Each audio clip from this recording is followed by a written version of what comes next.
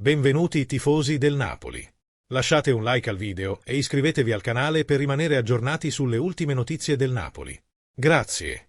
Il Napoli ha contattato l'agente Jorge Mendes mercoledì 19 agosto 2026 per valutare le condizioni per l'acquisto di Alejandro Baldé, terzino sinistro di 22 anni. Si tratterebbe di una cessione importante per il Barcellona sul mercato.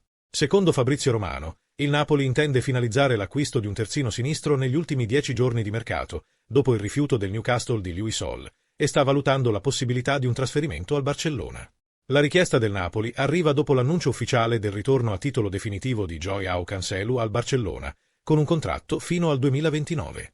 I dubbi espressi dall'allenatore Hansi Flick sulle prestazioni di Baldé hanno spinto il direttore sportivo a considerare la sua cessione come un'opzione di mercato per generare entrate immediate. Nonostante l'interesse italiano, Baldé prenderà in considerazione un trasferimento solo se la dirigenza del club catalano gli comunicherà ufficialmente che non rientra nei piani per la stagione 2026-2027. Tuttavia, un'offerta economica consistente da parte del Napoli potrebbe far cambiare idea al Barcellona prima del 1 settembre.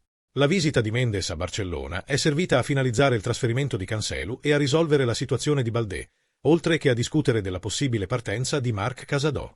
Il Napoli considera il nazionale spagnolo la sua priorità principale per la fascia sinistra, avendo escluso altre opzioni dopo le richieste del Newcastle per Hall.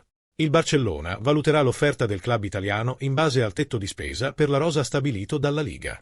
Se l'offerta finale soddisferà le aspettative finanziarie della dirigenza, il club approverà la cessione del difensore 22enne. La dirigenza del Napoli prevede di inviare una proposta iniziale formale al Barcellona entro le prossime 48 ore.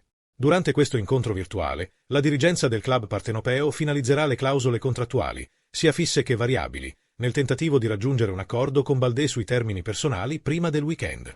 Qual è la tua opinione, tifoso del Napoli?